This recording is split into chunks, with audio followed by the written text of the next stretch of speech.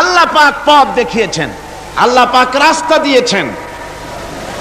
মরুভূমির ভিতরে যে রব্বুল আলামিন পথের নিশানা তৈরি করে দিলেন, যেখানে গভর্নমেন্ট রাস্তা বানাতে পারে না, মরুভূমির ভিতরে যিনি পথের নিশানা বানালেন মানুষ যেন না হারায়, যে আল্লাহ রাব্বুল আলামিন দুর্গম পাহাড়ির ভিতরে গিরিপথ তৈরি করে দিলেন মানুষ যেন হারায় না যায়।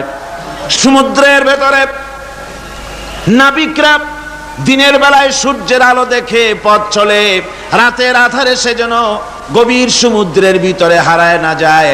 আল্লাহ তাই আকাশের ভিতরে তারকা মণ্ডলী খচিত করে রেখেছেন। সমুদ্রের নাবিকেরা, জাহাজের নাবিকেরা তারকা দেখে দেখে পথ নির্ণয় করে নেন। যে মাবুদ রাস্তা বানালেন জঙ্গলের ভিতরে, পাহাড়িয়া এলাকার ভিতরে, যে মহান প্রভু রাস্তা বানালেন, নিশানা বানালেন মরুভূমির ভিতরে, যিনি রাস্তা দেখায় দিলেন গভীর সমুদ্রের ভেতরে, সেই আল্লাহ রাব্বুল আলামিন আমরা দুনিয়ার বুকে মানুষেরা অন্ধকারে মরবো, রাস্তা হবে না, এমনটি তো হতেই পারে না। আল্লাহ রাব্বুল আলামিন আমাদের জন্য রাস্তা বানাইছেন। মহান আল্লাহ রাব্বুল আলামিন বলেন, ওয়ালাল্লাহি কাসদুস সাবিলি ওয়া মিনহা জাইরুন।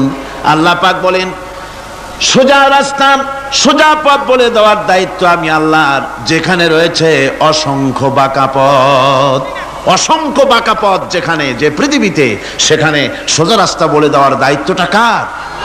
জোরে বলেন কার? আল্লাহ শুধু সৃষ্টি করেন না, সৃষ্টি করেন, শিক্ষা দেন, পথ বলে দেন, পথটাও বাকি রাখেন না, পথটাও তিনি বলে দিয়ে দেন।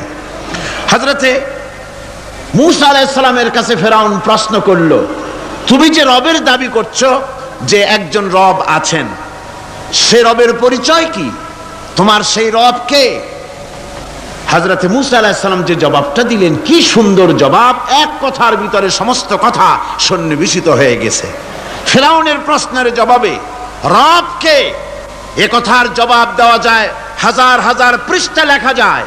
রবকে, তার পরিচিতি। আমি যদি এখন শুধু রব শব্দের ব্যাখ্যা করি, তাফসীর করি, রাত শেষ হয়ে যেতে পারে, ইনশাআল্লাহ ব্যাখ্যা দেওয়া যাবে। কিন্তু মূসা আলাইহিস সালাম কি সুন্দর একটা জবাব দিয়া দিলেন রবকে। শোনো, রব্বুনাল্লাযী আ'তা কুল্লা শাইইন খালকাহু সুম্মা হাদা। রব হচ্ছেন সেই, আমার প্রভু হচ্ছেন তিনি, যিনি সমস্ত সৃষ্টিকে, সমস্ত মাখলুকাতকে যিনি সৃষ্টি করেছেন, আর সৃষ্টি করার পর তার চলার জন্য পথ তৈরি করে দিয়েছেন। তিনি হচ্ছেন আল্লাহ পাক, যিনি সৃষ্টি করেন আর পথের দিশা দেন। তিনি হচ্ছেন আল্লাহ পাক, তিনি হচ্ছেন রব। শুধু বানান না, বানাবার পরে তার প্রয়োজনটাও মিটায় দেন। কোরআনে কারীমের ভিতরে আল্লাহ রাব্বুল আলামিন পৃথিবীবাসীদের জন্য যা কিছু প্রয়োজন সব কিছু সন্নিবেশিত করে দিয়েছেন। শুরু করলেন বা দিয়া, শেষ করলেন সিন দিয়া, বাস করে দিলেন, যেন বলা হলো পৃথিবীর মানুষেরা, তোমাদের জন্য কিয়ামত পর্যন্ত যা কিছু দরকার সবগুলি আমি আল্লাহ রাব্বুল আলামিন কোরআনের মধ্যে ভরে দিয়েছি। বাস হয়ে গেছে, আর কিছুর প্রয়োজন নাই, আর কিছু প্রয়োজন নাই, সব আমি কোরআনে কারীমের ভেতরে সন্নিবেশিত করে দিয়েছি। আল্লাহ রাব্বুল আলামিন বলেন, কুল লাউ কানাল বাহরু মিদাদান লিকালিমাতি রাব্বি লানাফিদাল বাহরু ক্বাবলা আন তানফাদা কালিমাতু রাব্বি ওয়ালাউ জিনা বিমিসলিহি মাদাদা।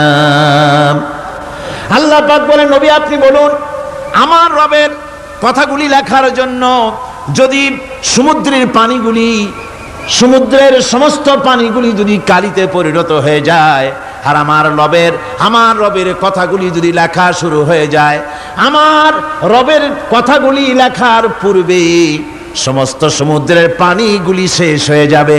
তারপরে যদি আবার সমুদ্র ভরে দেওয়া হয়, আরো যদি লেখা হয়, তবুও আমার রবের কথা লেখা শেষ হবে না। আল্লাহ রাব্বুল আলামিন বলেন, ولو أن ما في الأرض من شجرة أقلام والبحر يمده من بعده 7 أبحر ما نفدت كلمة الله আল্লাহ রাব্বুল আলামিন বলেন মা নাফিদাত কালিমাতুল্লাহ আল্লাহ পাক বলেন 7টা সমুদ্রের পানি যদি একত্রিত করা হয় 7টা সমুদ্রের পানি যদি এক জায়গায় করা হয় এই পানিগুলি যদি কালিতে পরিণত হয়ে যায় আর পৃথিবীর সমস্ত গাছগুলি যদি কলমে পরিণত হয়ে যায় ওই গাছগুলি দিয়ে যদি ওই পানি রূপ কালি দিয়ে আমার প্রভুর কথা আল্লাহ রাব্বুল আলামিনের কোরআনের কথা যদি লেখা শুরু হয়ে যায় লিখতে লিখতে সমস্ত পানিগুলি গাছগুলি শেষ হয়ে যাবে আল্লাহ পাকের কালামের ব্যাখ্যা লেখা শেষ হবে না মা নাফিদাত কালিমাতুল্লাহ আল্লাহর কথা লেখা শেষ হবে না এত বড় বিরাট আজিম কিতাব আল্লাহ পাক আমাদেরকে দান করেছেন সুবহানাল্লাহ পড়েন এই কিতাবের এত বড় গুরুভার আল্লাহ রাব্বুল আলামিন বলেছেন লাউ আনজালনা হাযাল কুরআনা আলা জাবালিন লারাআইতাহু খাশিআম মুতাসাদ্দিআম মিন খাশিয়াতিল্লাহ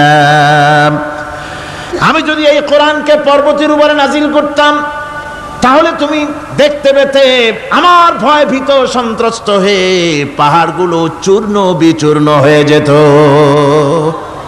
এত বড় আসিম কিতাব আমি তোমাদেরকে দান করেছি যার গুরুভার বহন করতে কেউ রাজি হয়নি পাহাড় পর্বত কেউ রাজি হয়নি মানুষ রাজি হয়েছে এই মানুষের উপরে আমি এটা অবতীর্ণ করেছি গোটা বিশ্ববাসীর সামনে এই কিতাব আমি দিয়েছি তোমাদেরকে এর দ্বারা হেদায়েত তোমরা গ্রহণ করবে কিয়ামতের দিন আল্লাহর এই বিরাট নিয়ামত আমাদেরকে দান করলেন আমরা এই নিয়ামতের নাশকর করেছি অর্থাৎ এই কোরআনকে আমরা ব্যবহার করেছি সঠিকভাবে করি নাই বেঠিকভাবে করেছি প্রথম দিন দ্বিতীয় দিন আমি বলেছি কোরআন শরীফকে শুধু তাবিজ তুমারের জন্য শুধু সওয়াবের জন্য তেলাওয়াত করেছি আসলে শুধু সওয়াবের জন্য তো আসেনি কোরআন কোরআন বুঝতে হবে আমল করতে হবে তবে না শান্তি পাবো আপনি যদি কোরআন হচ্ছে মানুষের জীবন সমস্যার সমাধানের গ্রন্থ ওষুধ খেলে রোগ ভালো হয় ওষুধ খেলে কি হয় কেউ যদি সকাল বেলায় তসবিহ হাতে নিয়ে 500 বার পড়ে ওষুধ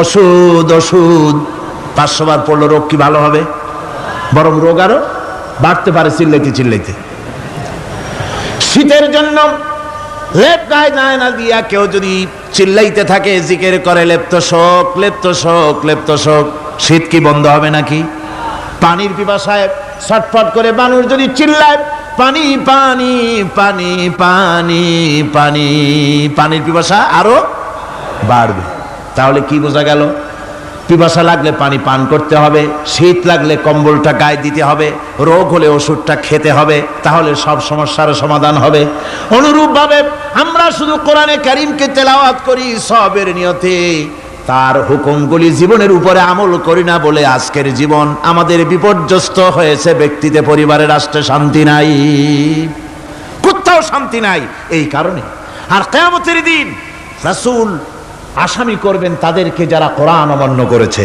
রাসূল হবেন বাদী বাদী হবেন কে যারা বলেন কে বাদী হবেন রাসূল আসামি হবে কারা যারা কোরআন ছেড়ে দিয়েছে আল্লাহ রাব্বুল আলামিন বলেন وقال الرسول يا رب إن قوم اتخذوا هذا القرآن مهجورا কিয়ামতের দিন রাসূল আল্লাহর দরবারে ফরিয়াদ করবেন আয় আমার রব আয় আমার আল্লাহ তাআলা এই সমস্ত লোকগুলি তোমার কালামকে তোমার কোরআনকে অপ্রয়োজনীয় জিনিস বলে তারা পরিত্যাগ করেছিল আমার বন্ধুগণ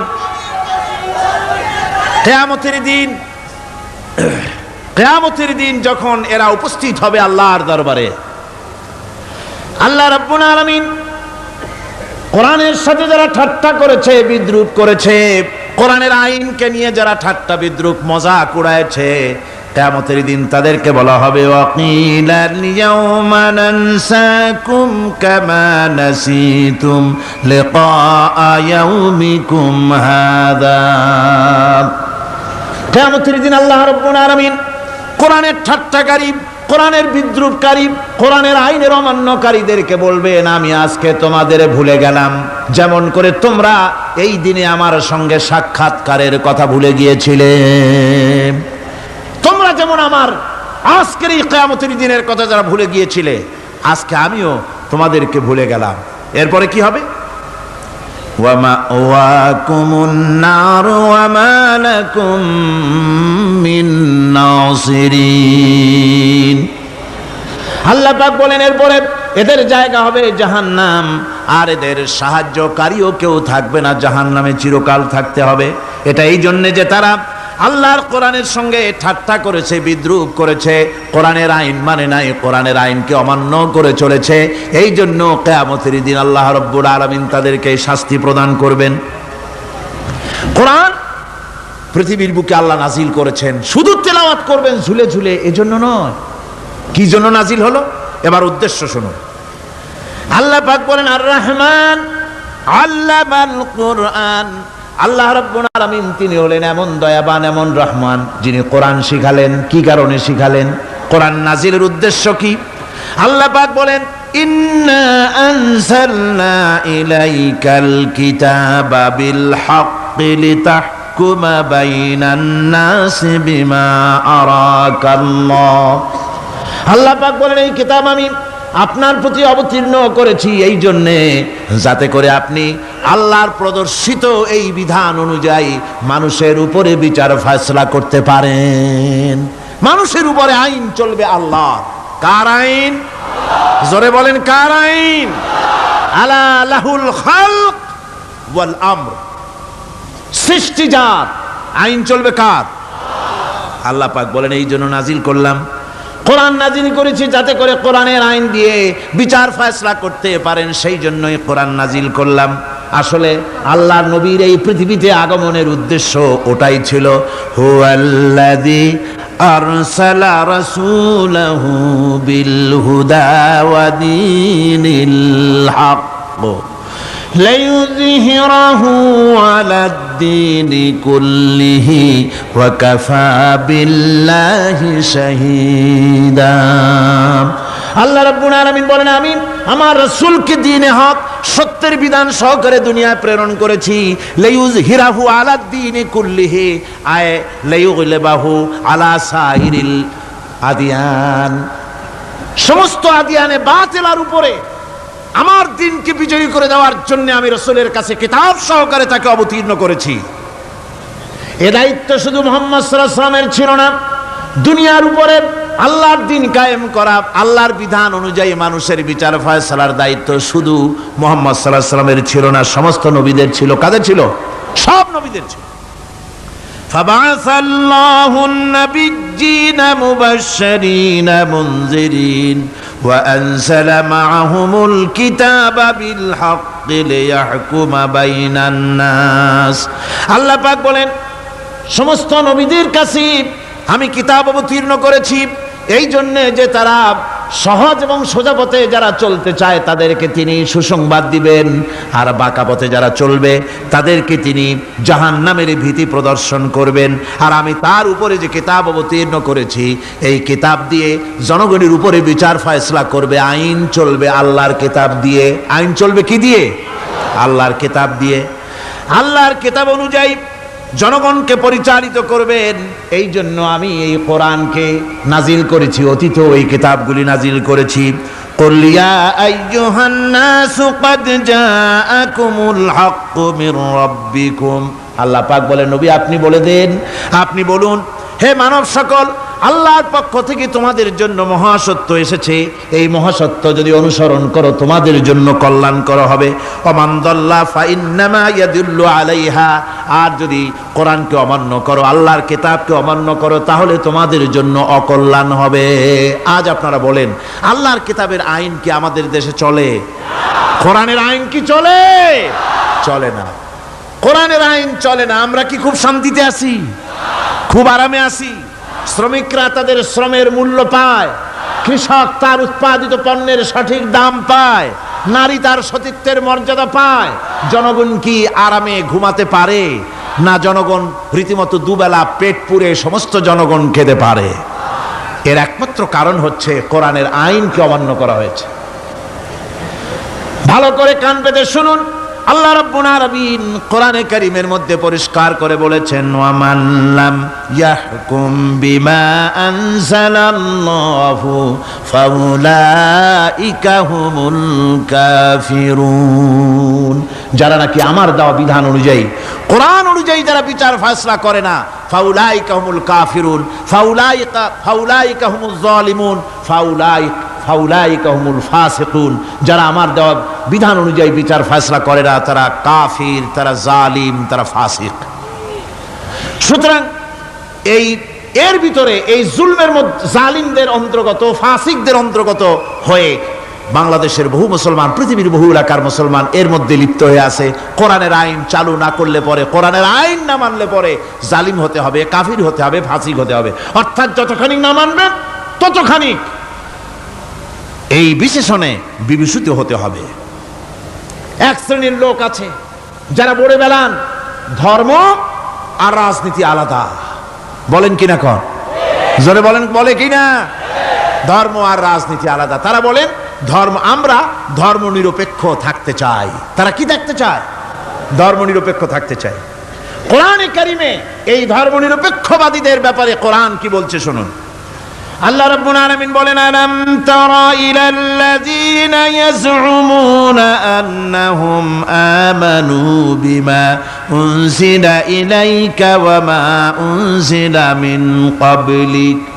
আল্লাহ পাক বলেন, হে নবী, তুমি কি সেই সব লোকদেরকে দেখেছ যারা দাবি তো করে যে আমরা আল্লাহর উপর ঈমান এনেছি আর এই কিতাবের উপর ঈমান এনেছি, এর পূর্বে যত কিতাব নাজিল হয়েছে সেসব কিতাবের উপরেও ঈমান এনেছি।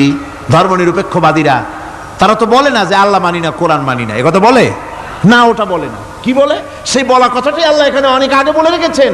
ওরা বলে যে আমরা অবশ্যই আল্লাহকে মানি, আল্লাহর কিতাব মানি, এর পূর্বে যত কিতাব নাজিল হয়েছে সেগুলোও মানি, তবে ইউরিদুনা আইয়াতাহাকামু ইলাত তাগুত, তারা চায় তাদের জীবনের সমস্ত সমাধান সমস্যার জন্য তাগুতের কাছে যেতে চায়। তাগুতকে, আল্লাহকে বাদ দিয়ে তারা যেতে চায় কোথায়? তাগুতের কাছে। জোরে বলেন, কিসের কাছে যেতে চায়? তাগুতের কাছে। তাগুত বলে কারে? তাগুত বলা হয় যে নিজে আল্লাহর আইন মানে না এবং অপরকেও আল্লাহর আইন অমান্য করতে বাধ্য করে, তাকে বলা হয় তাগুত। ওরা বলে ধর্ম আর রাজনীতি আলাদা। কোরআন মানি কিন্তু কোরআনের আইন মানি না। ওরা কোরআন মানে ঠিকই, বলে যে কোরআন মানি, কিন্তু কোরআনের আইন মানে। তাহলে এ মানি বলার অর্থটা কি? এর মূল্যটা কোথায়? কোরআন যদি মানো তো কোরআন বলেছে সুদ খেও না, আমাদের দেশে সুদ চলছে না? কোরআন বলেছে বিবিকে পর্দায় রাখো, পর্দায় কি রাখা হচ্ছে? কোরআন বলেছে ওজনে কম দিও না, তা কি মানা হচ্ছে? কোরআন বলেছে আমার আইন দিয়ে দেশ শাসন করো, তা কি করা হচ্ছে? সুতরাং ধর্মনিরপেক্ষ মতবাদ যেটা, এই মতবাদটা কোরআনের দৃষ্টিতে কুফরি মতবাদ। ধর্মনিরপেক্ষ মতবাদ কি? জোরে বলেন, ধর্মনিরপেক্ষ মতবাদ কি? কোন মুসলমান, যে ব্যক্তি নিজেকে মুসলমান বলে দাবি করে, ধর্মনিরপেক্ষ মতবাদ সে বিশ্বাস করতে পারে না। জায়েজ নাই, হারাম। আফাতুমিনুনা বিবাদিল কিতাব ওয়া তাকফুরুনা বিবাদ। তোমরা কোরআনের কিছু অংশকে মেনে নিবে আর কিছু অংশকে করবে অস্বীকার। এটা যদি করো দুনিয়ার জীবনে পাবে দুনিয়ার জীবনে জিল্লতি আসবে, লাঞ্ছনা আসবে, আর কিয়ামতে পাবে জাহান্নামের শাস্তি। সুতরাং ধর্মনিরপেক্ষ মতবাদের অর্থ তারা বলে যে ধর্মহীনতা নয়, আসলে কিন্তু ধর্মনিরপেক্ষ মতবাদের অর্থই হলো ধর্মহীনতা। ঠিক কিনা কন? জোরে বলেন ঠিক কিনা? এই ধর্মনিরপেক্ষ মতবাদ আমাদের দেশের জন্ম হয় নাই, এর জন্ম হয়েছে ইউরোপ সভ্যতায়। প্রাচীন ইউরোপ সভ্যতায় এর জন্ম হয়েছিল, সেখান থেকে তার আন্ডা বাচ্চা ভারতে এসেছিল।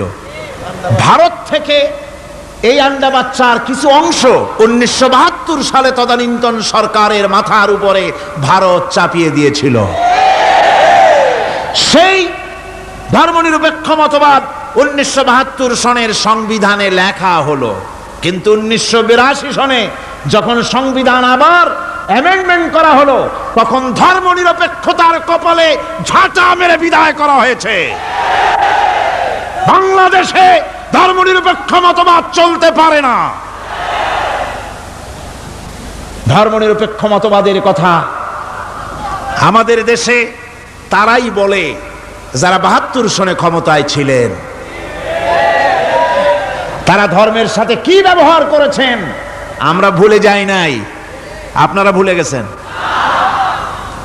১৯৭২ সনে দেশের সমস্ত বিশ্ববিদ্যালয়ের মনোগ্রাম থেকে ইকরা বিস্মি রাব্বিকাল্লাযী খালাক রাব্বি জিদনি ইলমা কোরআনে কারীমের এই আয়াতকে বিদায় করে দেওয়া হয়েছিল। শাসনতন্ত্রের শিরোনামে বিসমিল্লাহকে গ্রহণ করা হয় নাই। শুধু তাই নয়, কোরআনে কারীম যেখানে তেলাওয়াত করা হয়, তখনকার সময় রেডিওতে টেলিভিশনে ওই ৭২ থেকে ৩ বছর, এবং এখনো সেই দলটি মিটিং করতে গিয়ে কোনো জায়গায় কিছু করতে গিয়ে আগে কোরআন শরীফ, তারপরে গীতা, তারপরে বাইবেল, এগুলি হচ্ছে মুনাফিকের লক্ষণ। কিসের লক্ষণ? যেখানে যেই টেবিলে যেই মঞ্চে কোরআন তেলাওয়াত হয়, বাইবেল গীতা পড়া হারাম, পড়া হতে পারে না। কোরআনের চাইতে শ্রেষ্ঠ কিতাব আল্লাহর দুনিয়া আছে? সমস্ত কিতাবকে রদ করেছে কোরআন। হযরত ওমর রাদিয়াল্লাহু তাআলা আনহু রাসূল করিম সাল্লাল্লাহু আলাইহি ওয়াসাল্লামের কাছে গিয়ে তাওরাতের একটা পাতা পড়তেছিলেন। হযরত আবু বকর রাদিয়াল্লাহু তাআলা আনহু সেখানে চলে এলেন। এসে দেখেন রাসূল করিম সাল্লাল্লাহু আলাইহি ওয়াসাল্লামের চেহারা মোবারক লাল হয়ে গিয়েছে গোসায়। হযরত আবু বকর বললেন, ওমর, তুই যদি এর থেকে মরে যেতিস, তুই যদি এর থেকে মরে যেতিস, তুই যদি এর থেকে মরে যেতি, 3 বার বললেন। হযরত ওমর শিউরে উঠলেন, হতচকিত হয়ে উঠলেন। আবু বকর আমাকে মরার কথা বলছেন কেন? তিনি তাকিয়ে দেখেন রাসূল করিম সাল্লাল্লাহু আলাইহি ওয়াসাল্লামের চেহারা মোবারক গোসায় লাল হয়ে গিয়েছে। হযরত ওমর বলছেন, ইয়া রাসূলুল্লাহ, আমার এবং আমার পিতা মাতার জীবন আপনার কদম মোবারকে উৎসর্গ হয়ে যাক। আমি অপরাধ করেছি, কি অন্যায় করেছি হুজুর আমাকে বলুন। হুজুর বলছেন, ওমর, তুমি যে তাওরাতের পাতা আমার সামনে পড়তেছো, এই তাওরাত যার উপরে নাজিল হয়েছিল, সেই মুসা আলাইহিস সালাম যদি আজকে বেঁচে থাকতেন, তাহলে আমার উম্মতের ভিতরে শামিল হয়ে যাওয়া তার জন্য ফরজ হয়ে যেত। অতীতের সমস্ত কিতাবকে রদ করা হয়েছে, সমস্ত শরিয়াতকে বন্ধ করা হয়েছে। সুতরাং কোন মুসলমানের প্ল্যাটফর্মে যেখানে কোরআন তেলাওয়াত হয়, বেদ, বাইবেল, গীতা পড়া হারাম সেখানে। এই মুনাফিকরা তাও করে থাকে। আমার মুসলমান ভাইয়েরা, নজরুল ইসলাম কলেজের ইসলাম শব্দ বাদ দিয়ে নজরুল কলেজ করা হয়েছিল। সলিমুল্লাহ মুসলিম হলের মুসলিম শব্দ বাদ দিয়ে শুধু সলিমুল্লাহ হল করা হয়েছিল। তার মানে ধর্ম এদের কলিজায় আগুন জ্বালিয়ে দেয়। ইসলামের নাম বরদাস্ত হয় না, কোরআনের নাম বরদাস্ত হয় না। আর বরদাস্ত হয়নি বলেই আল্লাহ পাক তার ইন্তেকাম নিয়েছেন। আমার বক্তব্য হচ্ছে, কোরআনে কারীম পৃথিবীতে এসেছে শাসন করতে দুনিয়াকে। তার মধ্যে রয়েছে রাজনীতি, অর্থনীতি, সব কিছু। এই বিচার ফয়সালা কোরআন থেকে যারা গ্রহণ করে না, রাসূলকে যারা বিচারক মানে না, তাদের সম্পর্কে আল্লাহ পাক কি বলছেন শুনুন। ফালা ওয়া রাব্বিকা লা ইউমিনুনা হাত্তা ইউহাক্কিমুকা ফীমা শাজারা বাইনাহুম সুম্মা লা ইয়াজিদু ফী আনফুসিহিম হারাজাম মিম্মা কাদাইতা ওয়া ইউসাল্লিমু তাসলিমা। আল্লাহ রাব্বুল আলামিন বলেন, ফালা ওয়া রাব্বিক, কখনো নয় হে নবী, আপনার রবের কসম, কখনোই নয়। ওরা মুমিন নয় যারা নাকি তাদের জীবনের সব কিছুর ব্যাপারে যতক্ষণ পর্যন্ত আপনাকে বিচারক না মানে, আপনার দেওয়া ফয়সালাকে গ্রহণ না করে, এবং আপনি বিচার করার পর ফয়সালা দেওয়ার পরে এটার উপরে দ্বিধাহীন চিত্তে মেনে যতক্ষণ না নিবে, ততক্ষণ পর্যন্ত তারা যত ঈমানের দাবি করুক, তারা আসলে মুমিন না। এ ফতোয়া কার? এ ফতোয়া কার? আল্লাহ রাব্বুল আলামিনের ফতোয়া কখনো মুমিন হতে পারবে না যারা রাসূলুল্লাহকে ফয়সালাকারী হিসেবে গ্রহণ না করবে, কোরআনকে সংবিধানের উৎস হিসেবে গ্রহণ না করবে। কোরআন এসেছে আইনের কিতাব হিসেবে পৃথিবীর মানুষকে পরিচালিত করার জন্য। আজ এই কোরআনের আইন যারা মানে সেখানে শান্তি পায়, কোরআন যেখানে মানে না সেখানে শান্তি হয় না। আল্লাহ পাক পরিষ্কার বলেছেন কোরআনের আইন মেনে চলো। আর যারা এই কোরআনকে অমান্য করবে তাদের শাস্তি কি হবে? আল্লাহ পাক বলেন, আল্লাযীনা কাযযাবু বিল কিতাবি ওয়া বিমা আরসালনা বিহি রুসুলানা ফাসাউফা ইয়ামালুন। আল্লাহ পাক বলেন, আমি যে কিতাব নাজিল করেছি এই কিতাবকে যারা মিথ্যা মনে করে, কিতাবকে যারা অস্বীকার করে, কোরআনের আইন যারা মানে না, আমি যে রসুলের উপরে যা নাজিল করেছি সেগুলির উপরে যারা ঈমান আনে না, এগুলিকে যারা মানে না, তাদের জন্য এর পরিণতি তারা খুব শীঘ্রই টের পাবে। খুব শীঘ্রই তাদেরকে পরিণতি দেওয়া হবে। কিয়ামতের দিন তাদেরকে আল্লাহ রাব্বুল আলামিন জাহান্নামে প্রবেশ করাবেন। কোরআনের অমান্যকারীদের জায়গা কোথায় হবে? কোথায় হবে তাদের জায়গা? জাহান্নামের ভিতরে হবে। সুতরাং আমরা কোথায় যেতে চাই? জাহান্নামে না জান্নাতে? বেহেশতে যদি যেতে চাই, দুনিয়ায় যদি শান্তি চাই এবং আখিরাতে যদি মুক্তি পেতে চাই, তাহলে আমাদেরকে কোরআনের আইনকে মানতে হবে। কিসের আইন মানা লাগবে? কোরআনের আইন মানতে হবে। কোরআনে কারীমের নাজিল হলো, আল্লাহ পাক যে কোরআন আমাদের শিখালেন, আর রহমান আল্লামাল কোরআন, যে কোরআন তিনি আমাদের শিখালেন। এই কোরআন নাজিলের পদ্ধতি ছিল মদিনা এবং মক্কা, রাসূলের মক্কি জিন্দেগিতে কিছু নাজিল হয়েছে, আর মদনী জিন্দেগিতে নাজিল হয়েছে কিছু। মক্কা শরীফে যেগুলি নাজিল হয়েছে সে সূরাগুলো ছিল তাওহীদ, রিসালাত এবং আখিরাতের উপরে নির্ভর করে। আর মদনী সূরা যেগুলি ছিল সেগুলি ফৌজদারি দণ্ডবিধি, উত্তরাধিকারী আইন, তারপরে যাকাত, ওসর, যুদ্ধ, সন্ধি, বন্দি, এরপরে রয়েছে স্বরাষ্ট্রনীতি, পররাষ্ট্রনীতি, অর্থনীতি, জীবন পরিচালনার সমস্ত বিধি আর ব্যবস্থা মদনী জিন্দেগির সূরাগুলিতে, অবতীর্ণ সূরাগুলিতে আল্লাহ রাব্বুল আলামিন নাজিল করেছেন। কোরআন শরীফ মানুষের সকল সমস্যার সমাধান দিয়েছে। এখানে আমি এখন তার কিছু নমুনা পেশ করছি আপনাদের সামনে, আপনাদের বোঝার জন্য যে কোরআন। অনেকে বলে যে কোরআনের তাফসীরের ভেতরে রাজনীতির আলোচনা হয়। রাজনীতি সেইটুক করি যেটুকুন আল্লাহ কোরআনে করেছেন। জোরে কোন আলহামদুলিল্লাহ। এর থেকে বাড়াই কিছু বলি নাকি? না। কোরআন যেটুকুন করেছে, রাসূলুল্লাহ যেটুকুন করেছে, একজন মুসলমান হিসাবে তা করা আপনার আমার জন্য কি? সুন্নত, নফল। ওইটা করা কি? জোরে কোন। এটা করা আমাদের জন্য ফরজ। সেই জন্য আমি কিছু নমুনা পেশ করছি আপনাদের সামনে, বুঝতে পারবেন যে কোরআন শুধু নামাজের কথা নিয়ে আসে নাই। কোরআনের মধ্যে আয়াত সংখ্যা কত? 6666। এটা ঠিক না, কিছু কম আছে। 6000 কয়েক শত, ভালো করে গুনে দেখা দরকার। তো এই যে আয়াতে কারিমা যেগুলি রয়েছে এর মধ্যে মাত্র 500 আয়াত হচ্ছে হুকমে শরঈ। ভালো করে শুনুন, 500 আয়াত আদেশ এবং নিষেধ জাতীয়। এটা করো, ওটা করো না, এটা হালাল, ওটা হারাম, এ হলো 500। তো এই যদি 500 হয় তাহলে বাকি 6000 কি? বাকি 6000 ইতিহাস, দর্শন, বিজ্ঞান, রাজনীতি, অর্থনীতি, সমাজনীতি, উত্তরাধিকারী আইন, পররাষ্ট্রনীতি, স্বরাষ্ট্রনীতি, মানুষের জীবনে যা দরকার, ইহকাল, পরকাল, কবর, হাসর, মিজান, সিরাত, জান্নাত, জাহান্নাম, এসব কিছু আল্লাহ পাক বাকি হাজার হাজার আয়াতের মধ্যে বলেছেন। তো 500 আয়াতের পরিচিতি আমাদের জানা আছে, নামাজ, রোজা, হজ, যাকাত, হালাল, বৈধ, অবৈধ ইত্যাদি সম্পর্কে। কিন্তু বাকি আয়াতগুলিতে আমাদের জীবন পরিচালনার ব্যাপারে আল্লাহ পাকের কথা শুনুন, কিভাবে এ কথাগুলি আল্লাহ পাক আমাদের বলছেন। বিচার পদ্ধতি সম্পর্কে শুনুন। কোরআন যে বিচার পদ্ধতি আমাদেরকে দিয়েছেন, নিরঙ্কুশ ন্যায় বিচারের কথা কোরআন বলেছে। কোরআন বলেছে বিচার হতে হবে কি ধরনের? ওয়াইদা হাকামতুম বাইনান নাসি আন তাহকুমু বিল আদল। কোরআন শরীফ বলেছে তোমরা যখন লোকদের মাঝে বিচার ফয়সালা করবে তখন অবশ্যই সুবিচার করবে, জাস্টিস, ন্যায় বিচার করবে। এই ন্যায় বিচার করতে গিয়ে তোমার সামনে যদি বিজাতীয় কোনো লোক আসামি হয়ে দাঁড়ায়, অমুসলিম, তখন বিচারটা কিভাবে করবে? কোরআনে কারীম বলছি, ওয়ালা ইয়াজরিমান্নাকুম শানাআনু কওমিন আলা আল্লা তা'দিলু।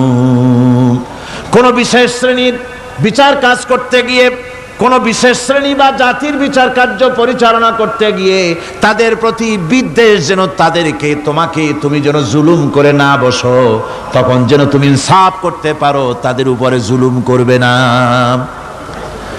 সে যদি তোমার জাতের লোক না হয়, বিচার করতেছে, তুমি বিচারক হিসাবে সঠিক বিচার করবে, বিচারের মানদণ্ডকে কখনো হেলাদোলা করবে না, ভালো সুবিচার করবে। এটা হচ্ছে কোরআনে কারীমের কথা।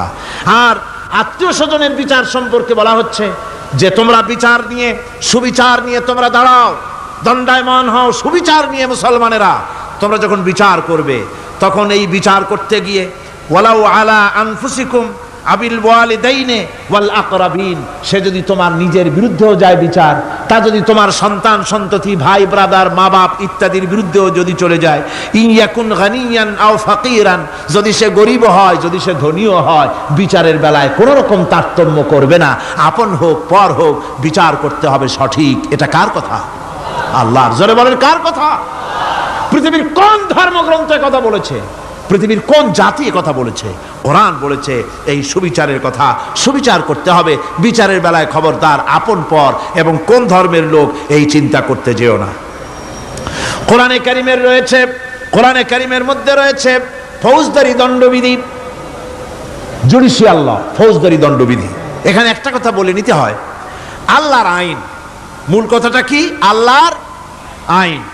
আল্লাহর আইনের কথা শোনা মাত্রই এক শ্রেণীর লোকেরা মনে করে আল্লাহর আইন মানেই হলো হাত কাটা, আল্লাহর আইনের অর্থই হলো গলা কাটা, আল্লাহর আইনের অর্থই হলো দৌড়া মারা। এটা একটা বাজে কথা। আল্লাহ পাকের আল্লাহ কি এইরকম একটা বদমেজাজি দারোগার মতো আল্লাহ, যে মানুষ পাইলেই খালি পিটাবে আর হাত কাটবে? একটা কথা হইল? হাত কাটা, গলা কাটা, এটা কখন? সুবিচার প্রতিষ্ঠিত হয়ে যাবে, খাওয়া পড়ার গ্যারান্টি মিলবে, তারপরে যদি কেউ চুরি করে দৃষ্টান্তমূলক শাস্তি দাও হাত কেটে। এর আগে না। মদিনা মুনাওয়ারায় হযরত ওমর রাদিয়াল্লাহু তাআলা আনহুর সময় অনাবৃষ্টির কারণে দুর্ভিক্ষ দেখা দিয়েছিল। তখন হযরত ওমর জাস্টিসদেরকে, ম্যাজিস্ট্রেটদেরকে ডেকে পরিষ্কারভাবে এলান করে দিয়েছিলেন, এখন যদি কোনো চোর ধরা পড়ে, এই দুর্ভিক্ষ চলাকালীন কোন চোর যদি ধরা পড়ে আর প্রমাণিত হয় পেটের জ্বালায় চুরি করেছে, খবরদার তার হাতকে তোমরা কাটবে না, খবরদার হাত কাটবে না। ইসলাম তো আগে পেটে দেয়। আগে কোথায় দেয়? পেটে, তারপরে দেয় পিঠে, আগে দেয় না। মানুষের খাওয়া পড়া, শিক্ষা, চিকিৎসা, বাসস্থান সবটার গ্যারান্টি দেওয়া হয়। মদিনায় যখন এই গ্যারান্টি এসে গেল, চোরের হাত কাটা আইন মক্কায় নাজিল হয় নাই, নাজিল হয়েছে মদিনা মুনাওয়ারায়, রাসূলের মদনী জিন্দেগিতে। কোন সময়? যখন রাসূলুল্লাহ প্রেসিডেন্ট। রাসূলুল্লাহ কি? জোরে কোন? রাসূলুল্লাহ কি? রাষ্ট্রপতি। সেই সময় মানুষ দরজা খুলে ঘুমাবার সুযোগ পেল, খাওয়া পড়া, শিক্ষা, চিকিৎসা, বাসস্থানের গ্যারান্টি পেল। এই সময় আল্লাহ রাব্বুল আলামিন তিনি যখন দেখলেন ইসলামী সমাজ ব্যবস্থা কোরআনের আইনের মাধ্যমে মানুষ সব রকমের নিরাপত্তা লাভ করেছে, পেটের সমস্যার সমাধান হয়ে গেছে, তখন আল্লাহ আইন জারি করলেন, আস-সারিকু ওয়াস-সারিকাতু ফাকতাউ আইদিয়াহুমা। চোর পুরুষ হোক আর নারী হোক, উভয়ের হাত কেটে দাও। পুরুষ হোক আর নারী হোক, এখন উভয়ের হাত কেটে দাও।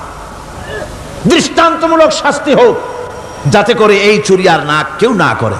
পেটে খাবার আছে, চাকরি আছে, ওষুধ আছে, শিক্ষা আছে, থাকার মতো জায়গা আছে, এখন চুরি করো কেন? তাহলে বোঝা যাবে এটা নেশায় পরিণত হয়েছে। কি হয়েছে? নেশা। তখন তো আর চোরেকে বসায় সেলুট মারা আর যাবে না, এখন হাতটা কাটিয়া একটা শাস্তি দিয়ে দাও। আমাদের দেশে কিন্তু চোরের হাত কাটা আইনের ব্যাপারে কোনো চোরেরা আজ পর্যন্ত মিছিল করে না। বাংলাদেশের কোন ছোট ছোট চোর, যেমন তাল চোর, বেল চোর, কচু চোর, ছাতি চোর, জুতা চোর, আরো যত ছোট ছোট চোর, এই সব চোরেরা কি কোনোদিন মিছিল করেছে যে চোরের হাত কাটা আইন মানি না, মানবো না? বলেছে কেউ? বলেন। কিন্তু এই আইনের বিরুদ্ধে সোচ্চার কারা? কোন চোরেরা? নিশ্চয়ই ছোট চোরেরা না, বড় চোরেরা, যারা তাল বেল চুরি করে না, বরং কলমের খোঁচা দিয়া সরকারের জনগণের লক্ষ কোটি কোটি টাকা পকেটস্থ করেন মেহেরবানি করে। ওই সব তারা মনে করেন যদি এই আইন চালু হয়ে যায় তাহলে তালচোর বেলচোরের তো কোনো ক্ষতি নাই, ইসলামী রাষ্ট্র চালু হলে পরে তো সকলের পেটে ভাত আসবে, ওই তাল বেল আর চুরি করা লাগবে না, তাদের তো সুবিধা। কিন্তু মুসিবতটা তো আমাদের হবে, বেশি খাইয়া খাইয়া জিব্বা পুরু হয়ে গেছে, এখন ওই বেশি খাইতে না পারলে বদভ্যাস চালু হয়ে যাবে, চুরি করতে যখন যাইবে তখন এই আইন তো বিসমিল্লাহ হবে আমাদের দিয়া। এই জন্য ওনারাই বিরোধিতা করেন চরমভাবে। আমার বন্ধুগণ, কোরআনের আইন বন্ধ করার ক্ষমতা কারো নাই।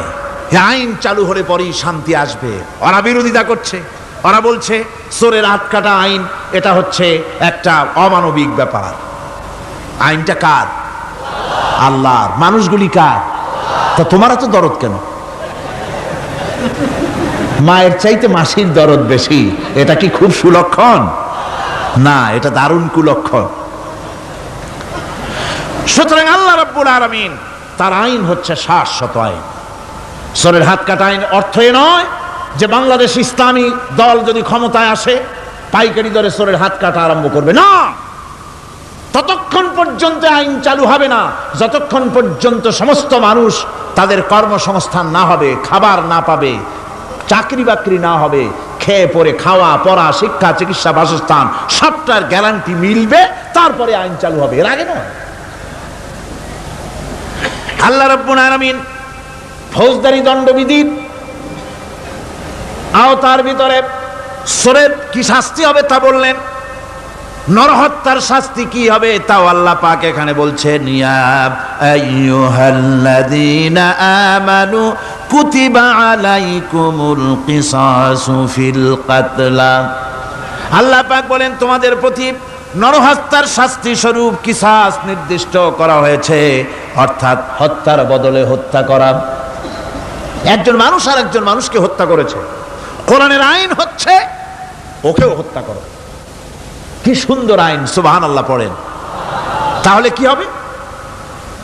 রেডিও টেলিভিশনে পত্র পত্রিকার মাধ্যমে যদি খবর ছড়ানো হয় যে হত্যাকারীর বিচার হবে কোরআনের আইন অনুযায়ী, প্রকাশ্য রাজপথে হত্যাকারীকে তাকেও যদি হত্যা করে দেওয়া হয়, এই দৃশ্য উপস্থিত জনতা যত দেখবে, পত্র পত্রিকায় খবর পাবে, টেলিভিশনের পর্দায় দেখতে পাবে, যারা দেখলো এই সব লক্ষ লক্ষ জনতার ভেতরে মানুষ হত্যা করার দুঃসাহস আর আসবে?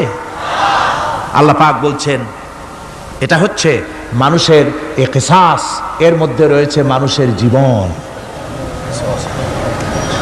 এরপরে নরহত্যার শাস্তি আল্লাহ পাক এভাবে কোরআনে কারীমের মধ্যে বললেন। জিনার শাস্তি, আয-যানিয়াতু ওয়াজ-যানি ফাজলিদু কুল্লা ওয়াহিদিন মিনহুমা মিআতা জালদা। আল্লাহ রাব্বুল আলামিন বলেন, জিনাকারিনী পুরুষ, জিনাকারিনী নারী আর জিনাকারা পুরুষ, তাদের শাস্তি হচ্ছে উভয়কে 100 করে দৌড়া মারা, প্রাণদণ্ড দিয়ে দেওয়া। এই শাস্তি যদি হয় জিনা বন্ধ হয়ে যাবে, বিবাহ সহজ হবে।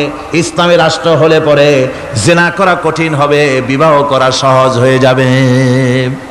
এটা হচ্ছে কোরআনের আইনের সুন্দর বিধান।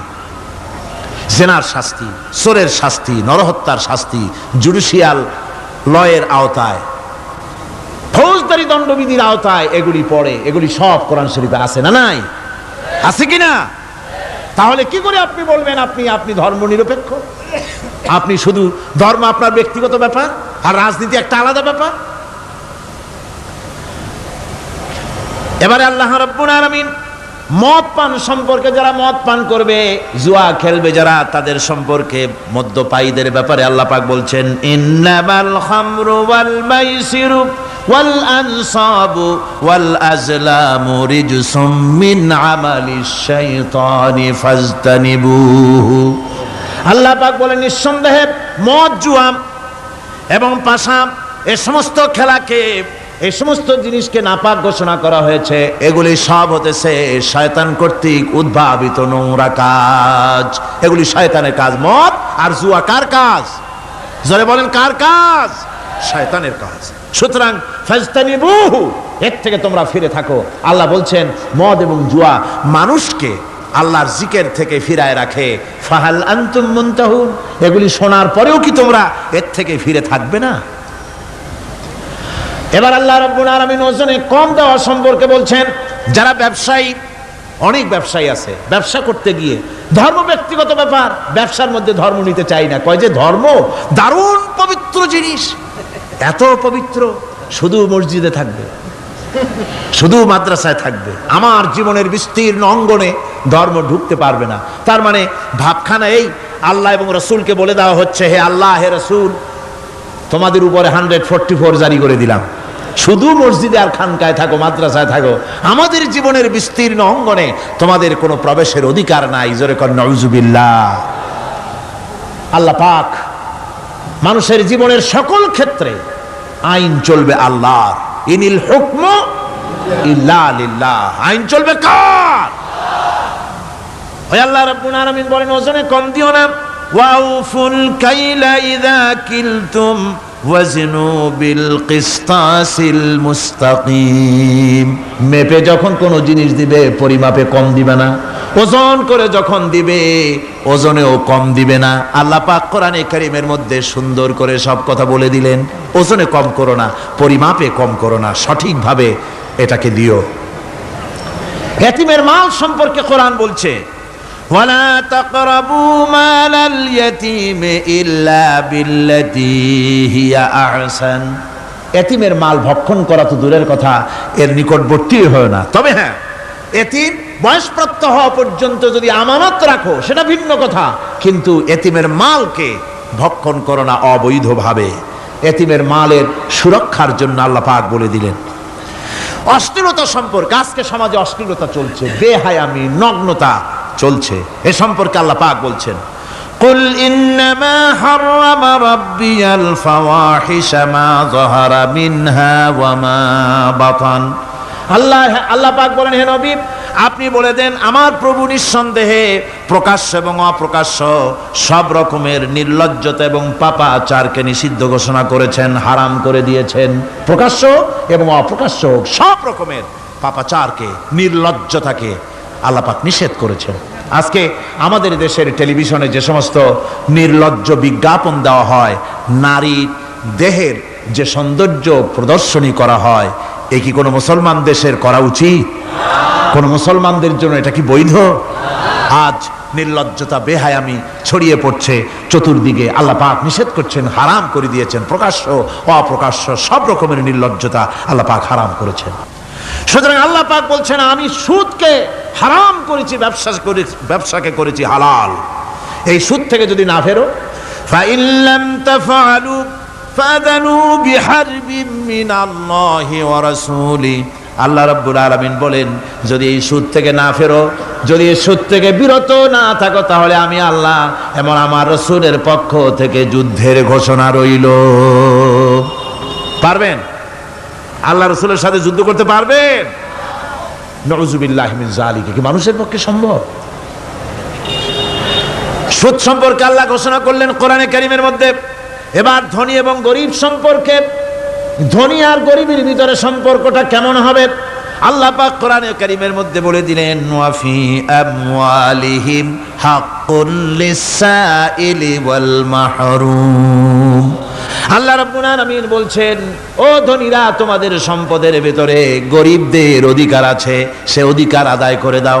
এ কথা বলা হলো না গরিবরা তোমাদের করুণার পাত্র, দয়া করে তাদের কিছু দাও, এ কথা আল্লাহ বলেন নাই। বললেন, ধনীরা শুনে রাখো, তোমাদের সম্পদে গরিবদের অধিকার আছে, অধিকার, এই অধিকার তাদের ফিরিয়ে দাও। এরপরে আল্লাহ পাক বললেন, কাইলা ইয়াকুনা দুলাতাম বাইনাল আগনিয়াই মিনকুম, তোমাদের সম্পদগুলি যেন তোমাদের ধনশালী লোকদের হাতে যেন পুঞ্জীভূত না হয়ে যায়। দেশের সমস্ত সম্পদ গুটি কতক লোকের হাতে যেন পুঞ্জীভূত না হয়, বরং তার যাকাত, ফিতরা, সাদকা, এককালীন দান ইত্যাদির মাধ্যমে জনগণের কাছে যেন তা পৌঁছে যায়, এক জায়গায় যেন পুঞ্জীভূত হয়ে না থাকে। এভাবে করে আল্লাহ পাক মানুষের জীবনের সাথে সম্পৃক্ত কথাগুলি বলছেন। রাষ্ট্র ব্যবস্থা সম্পর্কে বলছেন, ওয়া আমরুহুম শুরা বাইনাহুম, রাষ্ট্র পরিচালনা করতে গিয়ে তাদের সাথে পরামর্শ ভিত্তিক রাষ্ট্র চালাও, স্বৈরাচার হয়ে ক্ষমতায় বসে থেকো না, ইচ্ছে মাফিক দেশ চালায়ও না, ডিক্টেটর হয়েও না, পরামর্শ ভিত্তিক দেশ পরিচালনা করো।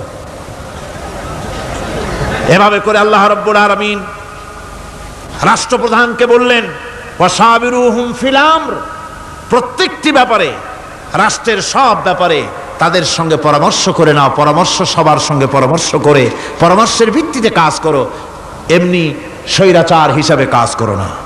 কোরআন প্রবর্তিত সমাজ সকল নাগরিকের মৌলিক অধিকারের গ্যারান্টি দিয়েছে, জোরে কোন সুবহানাল্লাহ। এখন আমি যে কথাগুলি বলবো, এই কথাগুলি শুধু মুসলমানদের জন্য নয়, হিন্দু, মুসলমান, খ্রিস্টান, বৌদ্ধ, নারী, পুরুষ, সাদা, কালো, বর্ণ, ভাষা, দল, মত নির্বিশেষে সমস্ত মানুষের জন্য নাগরিক অধিকারের গ্যারান্টি দিচ্ছে কে? আল্লাহ পাক। জোরে বলেন, কে দিচ্ছেন? আল্লাহ পাক। আল্লাহ পাক জীবনের নিরাপত্তা দিচ্ছেন। কোরআনের আইন যদি চালু হয়, নাগরিকদের জীবনের নিরাপত্তা লাভ হবে। জোরে কোন সুবহানাল্লাহ। কিভাবে হবে? আল্লাহ রাব্বুল আলামিন বলেন, ওয়ালা তাকতুলুন নাফসাল্লাতী হারামাল্লাহু ইল্লা বিল হক। আল্লাহ পাক বলছেন, যে জীবনকে আল্লাহ হারাম সম্মানই করেছেন, ন্যায় ব্যতীত তাকে খবরদার হত্যা করো না। মানুষকে হত্যা করো না, খবরদার হত্যা করো না। আল্লাহ পাক হত্যা নিষিদ্ধ ঘোষণা করে দিলেন, আর বললেন, মান কাতালা নাফসান বিগাইরি নাফসিন আও ফাসাদিন ফাকান্নামা কাতালান নাস জামিআ। কেউ যদি কোন নরহত্যা এবং বিপর্যয় সৃষ্টি করে, কোন অপরাধ ছাড়া যদি কেউ কোন নির্দিষ্ট অভিযোগ, তাকে হত্যার শাস্তি দেওয়া যায় কোরআন অনুযায়ী, এরকম ছাড়া যদি অন্যায়ভাবে কেউ কাউকে হত্যা করে, তাহলে একটা লোক হত্যা করা নয়, একটা মানুষ হত্যা করার অর্থ হলো গোটা বিশ্বের সমস্ত মানুষকে হত্যা করা। কে বলছেন এ কথা? আল্লাহ পাক বলছেন। আর একটা মানুষকে যদি বাঁচায় দেওয়া যায়, তাহলে সে যেন গোটা পৃথিবীর সমস্ত মানুষকে বাঁচায় দিল। এ কথা কে বললেন? আল্লাহ সুবহানাহু ওয়া তাআলা বলেছেন। এরপরে নরহত্যা যারা করবে তাদের জন্য রয়েছে শাস্তি। কি শাস্তি? আল্লাহ পাক বলছেন, ওমাইয়াকতুল মুমিনাম মুতাআম্মিদান ফাজাযাউহু জাহান্নামু খালিদান ফিহা ওয়া গাদিবাল্লাহু ওয়া লা'নাহু ওয়া আ'আদ্দা লাহু আযাবান আযীমা। আল্লাহ পাক বলছেন, ওমাইয়াকতুল মুমিনান মুতাআম্মিদান, যে ব্যক্তি কোনো মুমিনকে ইচ্ছে করে হত্যা করলো, ফাজাযাউহু জাহান্নাম, তার শাস্তি কি? যারা বলেন শাস্তি কি? খালিদ, সেই জাহান্নামে চিরকাল তাকে থাকতে হবে। ওয়া গাদিবাল্লাহ ওয়া লা'নাহু, আর তার উপরে আল্লাহর গজব, আল্লাহর লানত, চিরকাল এই শাস্তি তাকে জাহান্নামে ভোগ করতে হবে। এই কথাগুলি না জানার কারণেই আজকে কলেজ বিশ্ববিদ্যালয়গুলিতে মানুষ হত্যা চলছে, পাখি হত্যার মতোই। সুতরাং আল্লাহর এই বিচারের কথা কোরআন থেকে যারা জানে, তারা সন্ত্রাস করে না। এই জন্য কলেজ বিশ্ববিদ্যালয় সমূহে সন্ত্রাস হয়, মাদ্রাসাগুলিতে সন্ত্রাস হয় না বললেই চলে। কথা কি ঠিক বললাম না বাড়ায় বললাম? সন্ত্রাসের কারণে টাইটেল মাদ্রাসা বন্ধ হয়েছে কয়টা বাংলাদেশে? ফাজেল মাদ্রাসা কয়টা? দাখিল কয়টা? ইল্লা মাশাআল্লাহ দুই একটা হতে পারে কোথাও, কিন্তু তা হয় না। কারণ মাদ্রাসায় এই সব কথা পড়ানো হয় যা আমি বললাম। কোরআন থেকে যে কথাগুলি বললাম, এগুলি কোথায় পড়ানো হয়? আজকে যদি কলেজ বিশ্ববিদ্যালয় সমূহে কোরআন পড়ানো হতো, তাফসীর পড়ানো হতো, তাহলে বিশ্ববিদ্যালয় থেকে রবীন্দ্রনাথ আর সূর্য সেনের পা চাটা উলামেরা বের হতো না, শহীদ তিতুমীর বেরিয়ে আসতো, টিপু সুলতান বেরিয়ে আসতো, সালাউদ্দিন আইয়ুবী বেরিয়ে আসতো। দুর্ভাগ্যজনক, আজ কলেজ বিশ্ববিদ্যালয়গুলিতে আল্লাহর কোরআন পড়ানো হয় না বলে আমাদের পাঠানো সোনার টুকরা ছেলেগুলি কয়লার টুকরা হয়ে ফিরে আসতেছে। বন্ধুগণ, জীবনের নিরাপত্তা দিচ্ছেন আল্লাহ পাক। কোরআনের আইন চালু হলে মানুষকে হত্যা করা হবে না, কেউ কাউকে মারতে পারবে না, মারলে তাকেও নিহত হত্যা করা অবশ্যই হবে। সম্পদের নিরাপত্তা দিচ্ছেন আল্লাহ, গ্যারান্টি। হিন্দু হোক মুসলমান হোক সকলের সম্পদের গ্যারান্টি মিলবে, কেউ কারো সম্পদকে হরণ করবে না, গসব করবে না। কোরআন বলছে ওয়ালা তাকুলু আমওয়ালাকুম বাইনাকুম বিল বাতিল, পরস্পরের সম্পদকে অবৈধভাবে ভক্ষণ করো না। সম্মানের নিরাপত্তা হচ্ছে ইসলামী সমাজ চালু হয়ে গেলে আল্লাহ রাব্বুল আলামিন সম্মানের নিরাপত্তা দিবেন প্রত্যেক নাগরিকের। আল্লাহ পাক বলছেন ইয়া আইয়ুহাল্লাযীনা আমানু লা ইয়াসখার কওমুম মিন কওমিন, হে বিশ্বাসীরা তোমরা এক গোত্র আর এক গোত্রকে ঠাট্টা করো না। চাষিরা তাঁতিদেরকে গালি দিও না, তাঁতিরা চাষিদেরকে জেলেদেরকে গালি দিও না। এক গোত্র আর এক গোত্রকে ঠাট্টা করো না, বিদ্রুপ করো না। ওয়ালা তালমিজু আনফুসাকুম ওয়ালা তানাবাজু বিল আলকাব, একে অপরের দোষ গেয়ে বেরিও না, একে অপরকে খারাপ নামে ডেকো না, একে অপরের কুচ্ছা রটনা করো না। আল্লাহ নিষেধ করেছেন। ইসলামী সমাজ হলে পরে মানুষ সব দিক থেকেই নিরাপত্তা পাবে, গ্যারান্টি পাবে, ব্যক্তি স্বাতন্ত্র্যের প্রাইভেসির নিরাপত্তা পাবে। কারো ঘরের মধ্যে কেউ হঠাৎ করে ঢুকবে না, অর্ডার নিয়ে ঢুকতে হবে, পারমিশন নিয়ে ঢুকতে হবে। আল্লাহ পাক বলেছেন লা তাদখুলু বুয়ুতান গায়রা বুয়ুতিকুম হাত্তা তাস্তানিসু ওয়া তুসাল্লিমু আলা আহলিহা, অন্যের ঘরের মধ্যে পারমিশন ব্যতি রেখে প্রবেশ করো না। আগে সালাম দাও, পারমিশন নাও, তারপরে ঢোকো। যদি জবাব না আসে চলে যাও, বেরিয়ে যাও, এটা তোমার জন্য কল্যাণকর হবে। তারপরে ইচ্ছে মতো ধর্ম পালনের নিরাপত্তা পাওয়া যাবে ইসলামী সমাজে। কাউকে বাধ্য করা হবে না ইসলাম কবুল করার জন্য বা অন্য ধর্ম কবুল করার জন্য কাউকে বাধ্য করা হবে না। কোরআনে কারীম বলছে লা ইকরাহা ফিদ্দিন, ধর্মের ব্যাপারে কোনো বাড়াবাড়ি করা যাবে না, কারো উপরে কোনো ধর্মমত চাপিয়ে দেওয়া যাবে না।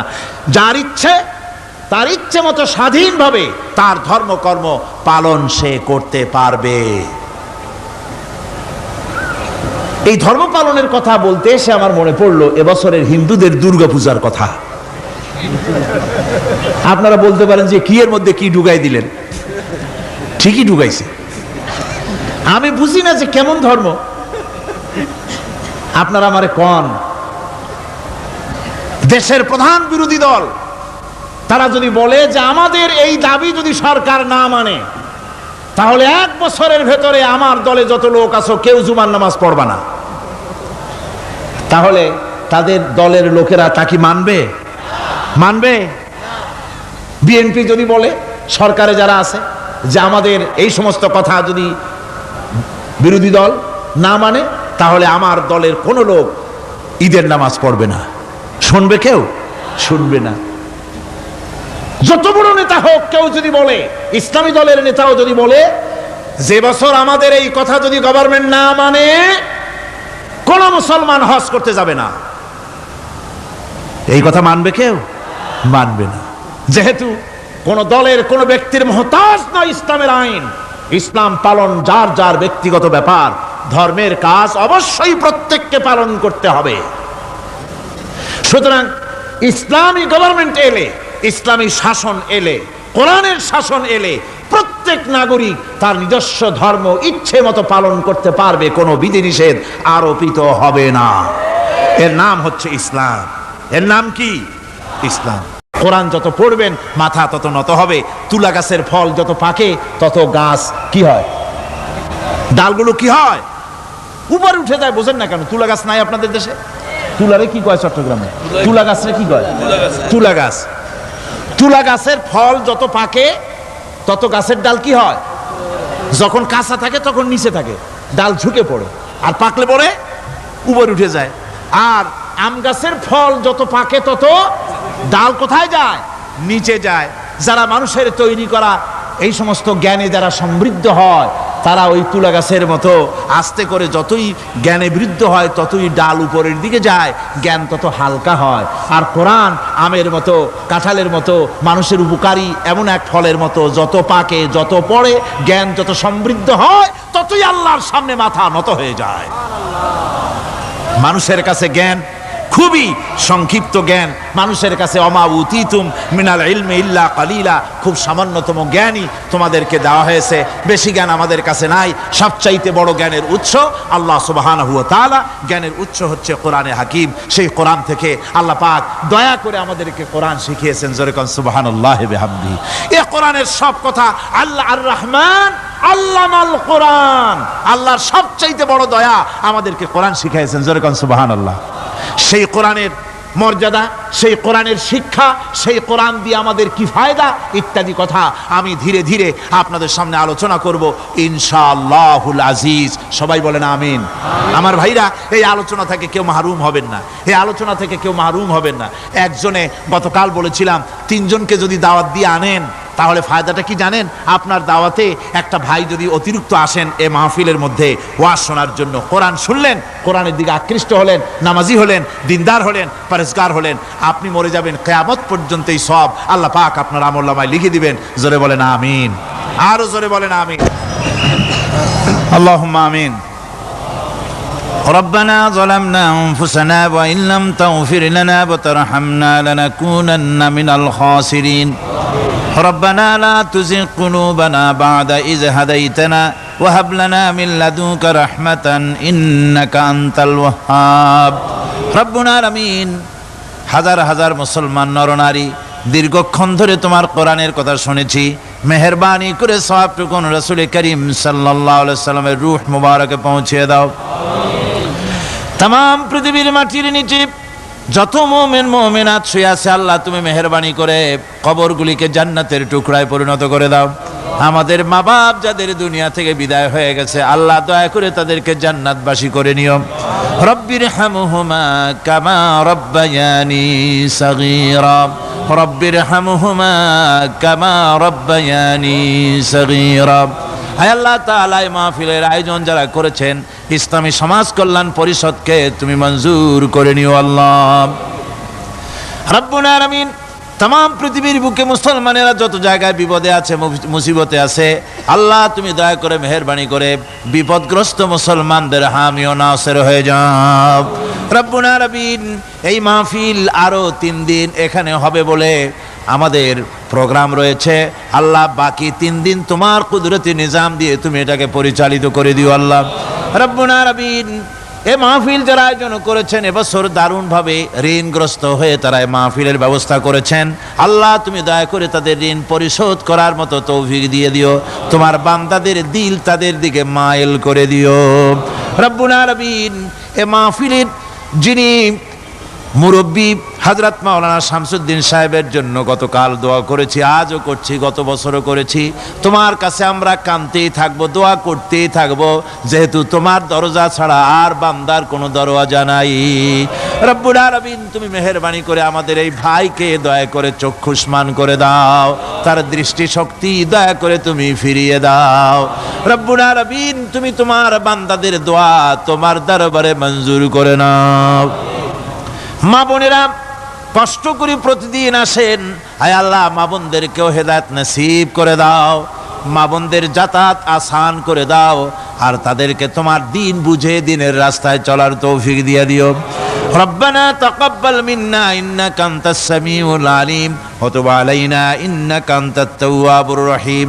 সুবহানা রাব্বিকা রাব্বিল ইজ্জাতি আম্মা ইয়াসিফুন ওয়া সালামুন আলাল মুরসালিন আলহামদুলিল্লাহি রাব্বিল আলামিন। বিহাক্কি লা ইলাহা ইল্লাল্লাহু মুহাম্মাদুর রাসূলুল্লাহ। আসসালামু আলাইকুম ওয়া রাহমাতুল্লাহ।